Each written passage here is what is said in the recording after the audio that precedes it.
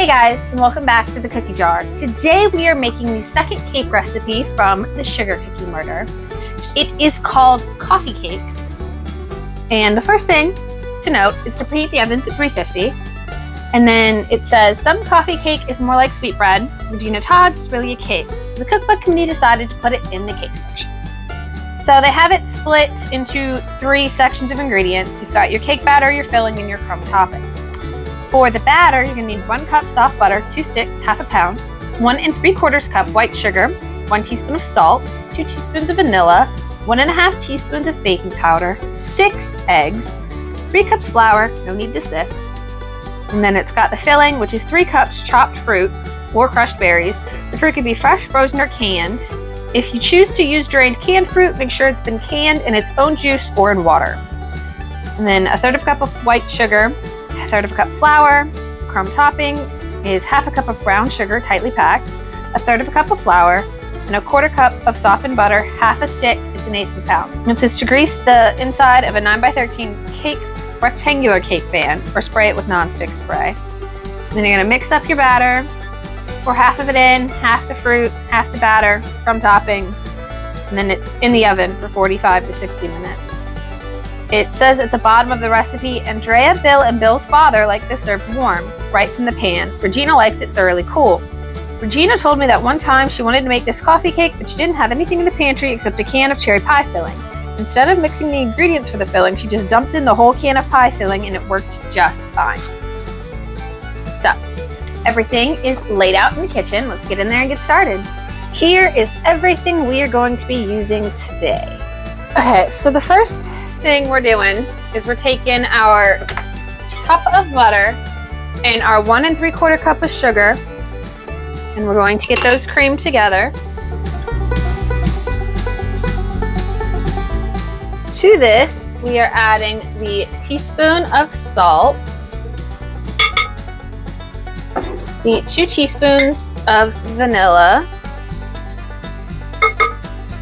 and the 1.5 teaspoons of baking powder.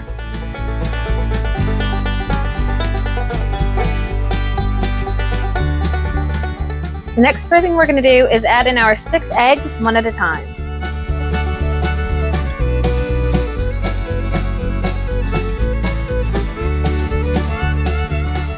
Quick little stir around because eggs splashed up and didn't get mixed in. Now we want to add our flour in 1 cup increments.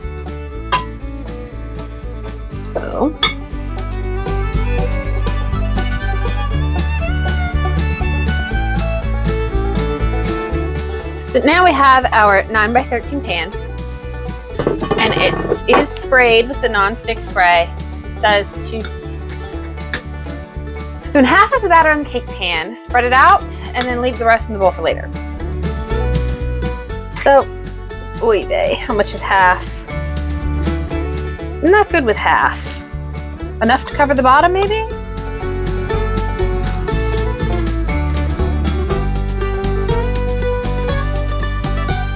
Does not want to get in that last corner. No, I had it in one corner, got it off the second corner. The rest of it chills out, and that hangs out. What are we doing next? The filling in another bowl. So I have our 3 cups of fruit, our 1/3 cup of sugar, and the 1/3 cup of flour. So if you've used chopped apples, peaches, or pears, add 1/2 teaspoon of cinnamon to the mix. I did not. I used a berry mixture. Looks like it's blueberries and blackberries and strawberries. Just one of those smoothie mixes you get out of the frozen section. All right, and just to combine this and spoon the mixture on top of the batter.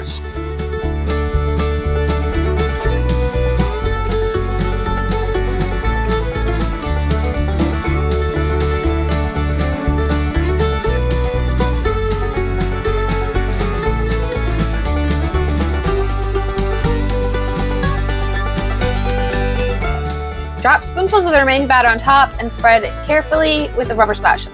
It doesn't have to be covered completely. The batter on top will fill as it bakes, and the crumb topping will cover the rest. Okay. So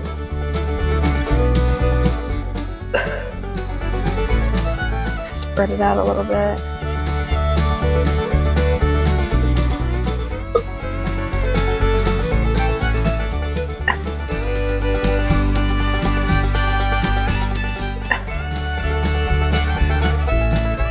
It's a good thing that it doesn't really want you to spread it out, because I don't feel like it would very well, actually. Not with all the berries and everything. It's just gonna kind of roll around if you try to spread it.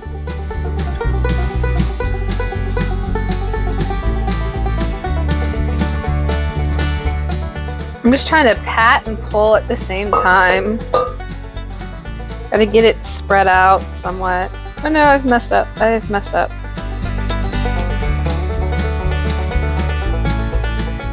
It was working, sort of, at first, and then it stopped working. I'm just trying to get it a little more even than I had it. That is my goal. Because it wasn't very even, and I think that's as best as it's gonna get. I don't think we're getting any better than what I have it.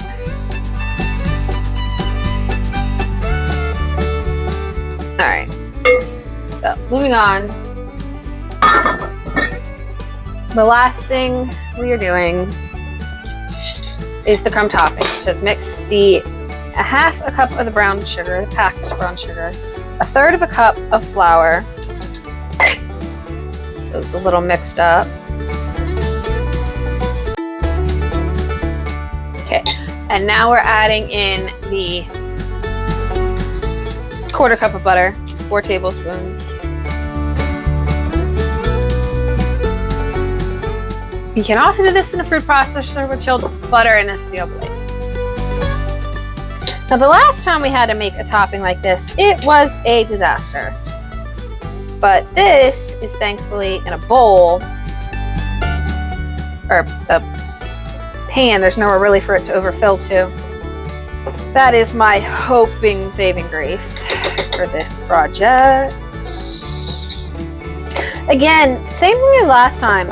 It's not really crumbling. It's more like mixing into a compound butter.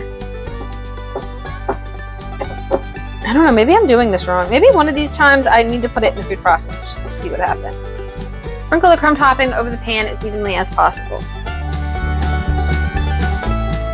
Which would probably be easier if this was a crumb, but it is not. Just trying to rip it up a little bit and toss it up there, I guess. That is my goal. Now, I have never had, I've made coffee cakes before, and I've eaten a fair amount of coffee cakes in my life. I have never seen one had fruit. That is a new one for me. So I am curious. That is a lie, now that I think about it. Because I have seen pumpkin coffee cake. That's not like... Pumpkin's not a berry. Is it? God knows. They keep changing what is and what isn't fruits these days. I'm trying to make sure the areas that have little holes, it says it'll be covered by the crumb topping, and it expands when it bakes. But I'm trying to make sure where the fruit's poking through that I have a little extra of the crumblies. Just, you know, in case. Try to give it a better chance of getting covered, I guess. I don't know. Here is the final, before it goes in the oven, final little shot. It goes in for 45 to 60 minutes. And it says remove it and let it cool on a wire rack. So this is what it looks like after it's cooled off for a little bit.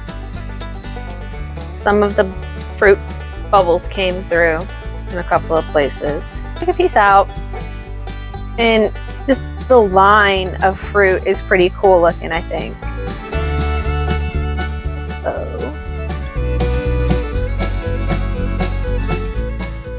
So this is the coffee cake recipe.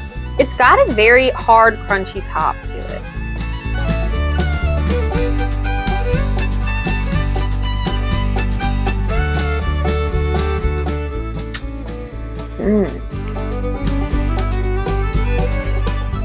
I was hesitant about that fruit being in there, but I think I really like it. Now, this is still kind of warm, so that might change things. But this cake, it's almost like a cobbler. It's almost like a really, really good cobbler. Like, I could totally see eating the rest of this all warmed up with like vanilla ice cream on top. I don't think I'd like this cake cold. I don't think. I think this does a lot better warm because the fruit, oh gosh, this is super good. I like this a lot. I could totally see making this again for any reason. And you know what? I have bags of fruit. Like, I buy, like, occasionally I'll go through the, let's make smoothies, and I'll buy the fruit and I'll sit in the freezer. I think the next time I want to clean out my freezer, that's what I'm gonna do with all that fruit sitting there. Just throw it into this because it's really good. I like it a lot. It's just this side of sweet, so it's not like, ooh, it's so sweet I can't eat it. Really good. It's almost puddingy tasting without, like, you can clearly see that the cake itself is baked, so it's not underbaked, but it gives you that puddingy consistency with the fruit and everything in it. Plus it looks really cool, the layer of fruit being in there. So this to me was a complete and utter win. It is definitely one of my favorites. I recommend making it. Next week, however, we will be doing a Jell-O cake, which I think it's just, I'm not actually sure. Like, I don't know. We'll figure it out together next week if you're interested in joining me. So, I hope you lovelies have a good week, and I will see you next time. Bye, guys!